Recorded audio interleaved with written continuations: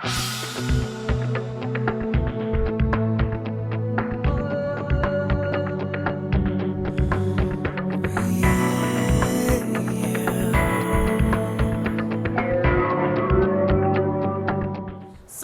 fourthly, if you are going through this sort of, life change and, life experience, I know it reaches a point where you have to communicate whatever is going on in your life to, probably your parents or your guardians, or, you've been staying with an auntie and, here you are now, you're pregnant, and you just don't know how they're gonna take it. Probably they're still paying for your school fees. You just joined university and you are thinking, oh my goodness, I have disappointed them and they're gonna kill me.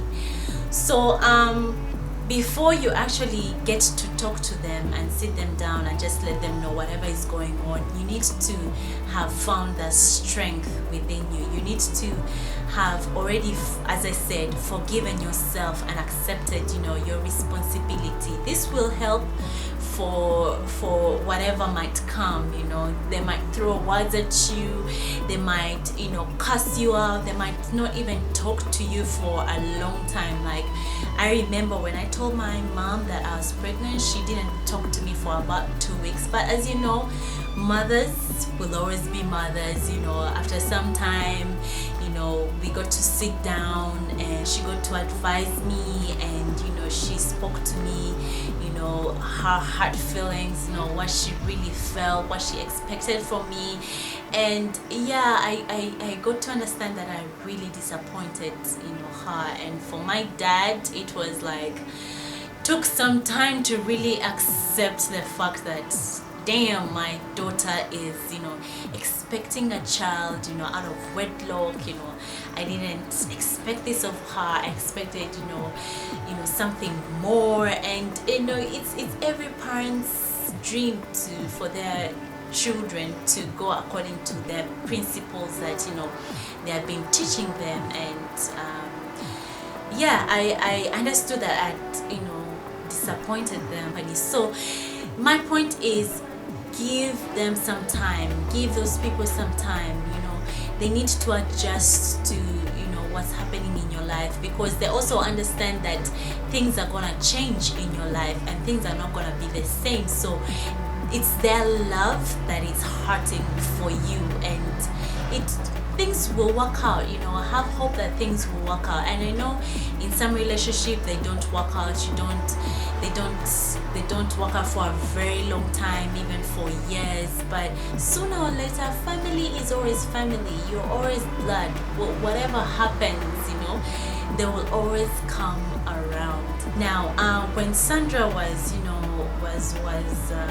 talking to me and expressing her feelings, and we were exchanging messages, she was like, okay, what am I gonna do financially? What am I going to do to take care of the baby? Like, I'm staying with my sister and I'm already a burden onto her. So I asked her right away, like, have you done any trainings? Are you in university? What are you doing? Because you need to put in some work. You need to work. You need to find what your hobbies are, your talents, your gifts.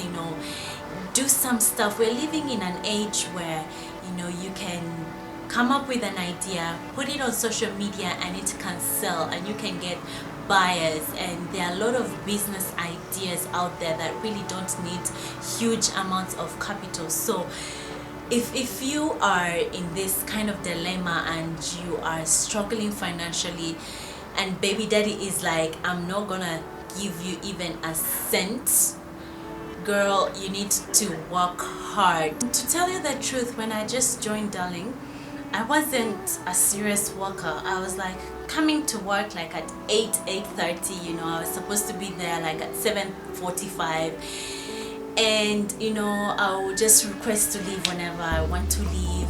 And when I found out that I was pregnant, I was like, okay, I need to be serious here.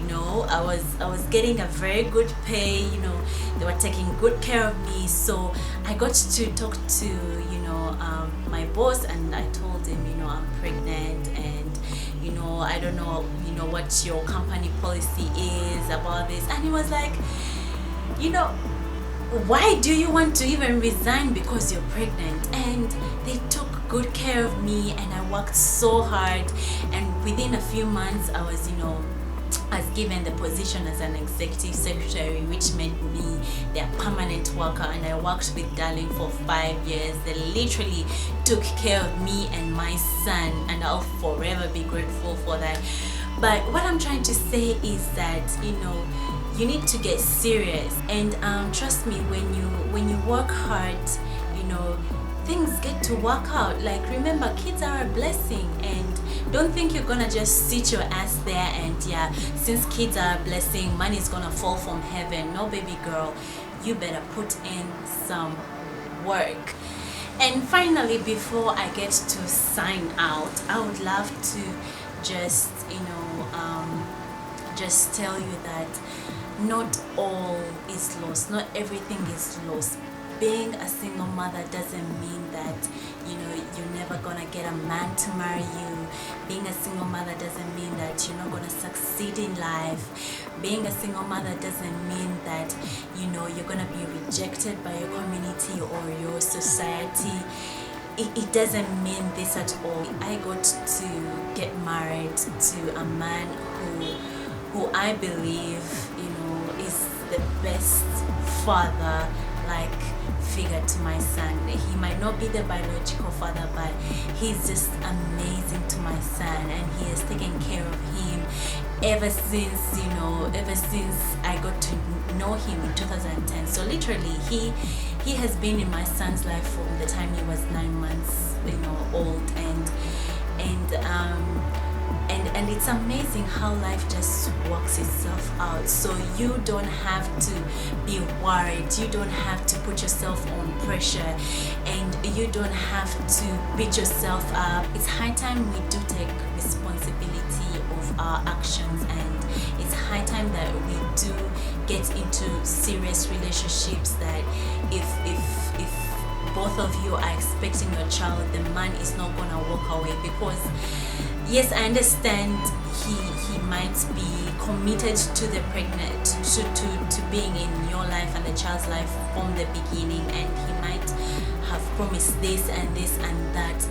But then, as I said earlier, if it doesn't work out, don't beat yourself over it. Don't start, oh, I'm gonna make sure that your life is a living hell. I'm gonna make sure that you regret ever being born. I'm gonna make sure this and this and this and this. Listen, honey, that is still your baby daddy. Regardless of what you do, regardless of what you say, he's still your baby daddy. You need to respect him.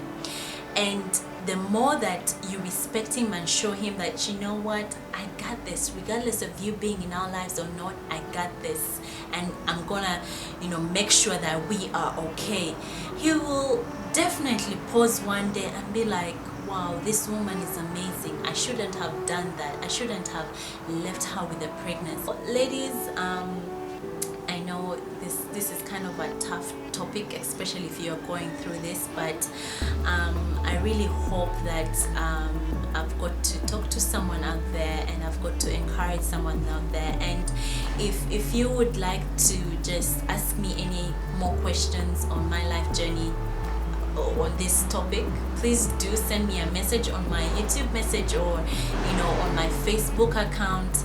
But it wasn't easy for me being a single mother, but these few tips or these few things that I did in my life really helped me. And I just didn't want to be that type of baby mama who always brings drama. No, I wanted to be focused, continue to be focused in my life, regardless of having my son. I wanted to continue making a difference in my society. I wanted to continue using my platform as, you know, Miss Uganda to still reach out to young women, and look where I am right now. Yes, so don't be discouraged. Wipe off those tears, baby girl. You are doing fine and you are doing okay. So that's gonna be it for me, and I hope you have enjoyed our chit chat, and it's time for me to sign out. Do follow me on my Facebook page. I'm on Instagram, and yeah, you can find me on Twitter and also Snapchat. Yeah, let me sign out. Bye bye, and see you in my next video. Bye.